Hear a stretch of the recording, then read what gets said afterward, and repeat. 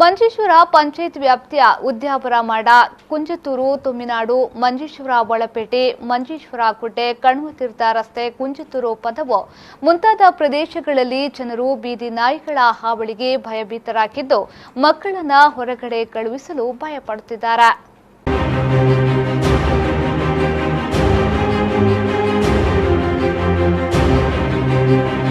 ಮಂಜೇಶ್ವರದ ಅಲ್ಲಲ್ಲಿ ಬೀದಿ ನಾಯಿಗಳ ಹಾವಳಿ ಹೆಚ್ಚಾಗಿದ್ದು ಮಕ್ಕಳು ಕೈಯಲ್ಲಿ ತಿಂಡಿ ಹಿಡಿದು ಹೊರಬರುವಂತೆ ಇಲ್ಲ.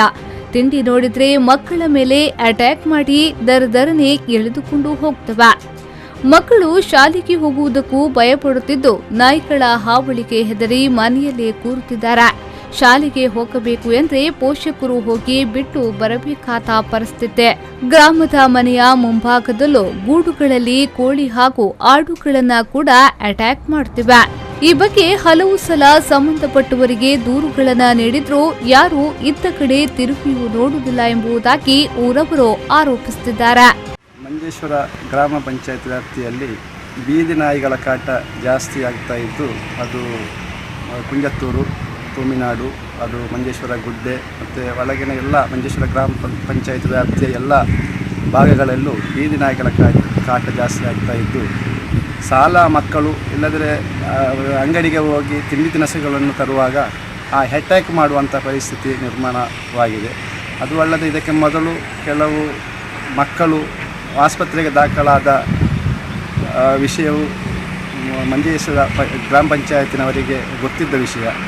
ಈಗ ಇದಕ್ಕೆ ಬೀದಿ ನಾಯಿಗಳ ಕಾಟಕ್ಕೆ ಶಾಶ್ವತವಾದಂತಹ ಪರಿಹಾರ ಕಂಡುಕೊಳ್ಳಬೇಕಾಗಿ ನಾನು ಸಾರ್ವಜನಿಕರ ಪರವಾಗಿ ಕಾಸರಗೋಡು ಜಿಲ್ಲಾ ಪಂಚಾಯತ್ನ ವತಿಯಿಂದ ಮಂಜೇಶ್ವರ ಗ್ರಾಮ ಪಂಚಾಯತ್ನ ಸಹಕಾರದೊಂದಿಗೆ ಬೀದಿ ನಾಯಿಗಳನ್ನು ಪತ್ತೆ ಹಚ್ಚಿ ಅದನ್ನು ಕೊಂಡು ಹೋಗಿ ಸಂತಾನಹರಣ ಮಾಡಿ ಬಳಿಕ ಅದೇ ಸ್ಥಳದಲ್ಲಿ ಬಿಡುವುದಾಗಿ ಪಂಚಾಯತ್ ಅಧ್ಯಕ್ಷ ಅಜೀಜ್ ಹಾಜಿ ಪ್ರತಿಕ್ರಿಯಿಸಿದ್ದಾರೆ. ನಾಯಿಯನ್ನ ಕೊಲ್ಲಲು ಕಾನೂನಿನ ತೊಡಕಿದೆ. ಈ ನಿಟ್ಟಿನಲ್ಲಿ ಈ ಕಾರ್ಯ ಮಂಜೇಶ್ವರ ಪಂಚಾಯತ್ ವ್ಯಾಪ್ತಿಯಲ್ಲಿ ಮುಂದುವರೆದಿರುವುದಾಗಿ ತಿಳಿಸಿದ್ರು. ಈ ಪ್ರದೇಶಗಳ ಹಲವೆಡೆ ಮಿತಿ ಮೀರಿದ ನಾಯಿಗಳ ಹಿಂಡು ರಸ್ತೆಯಲ್ಲಿ ಸಾಗುವ ಪಾದಚಾರಿಗಳಿಗೆ ಮತ್ತು ದ್ವಿಚಕ್ರ ವಾಹನ ಸವಾರರ ಮೇಲೆ ಮುಗಿಬಿದ್ದು ಆಸ್ಪತ್ರೆಗೆ ದಾಖಲಾದ ಘಟನೆಯು ಆಗಾಗ ನಡೆಯುತ್ತಿರುವುದಾಗಿ ಊರವರು ಹೇಳುತ್ತಿದ್ದಾರೆ.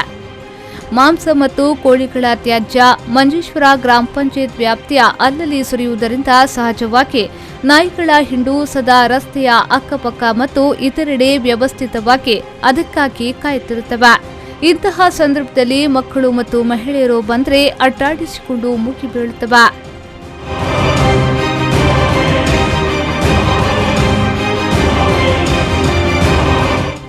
ರೆಹಮಾನುದ್ದಿ ಅವರ ವಿ4 ನ್ಯೂಸ್ 24/7 ಮಂಜೇಶ್ವರ.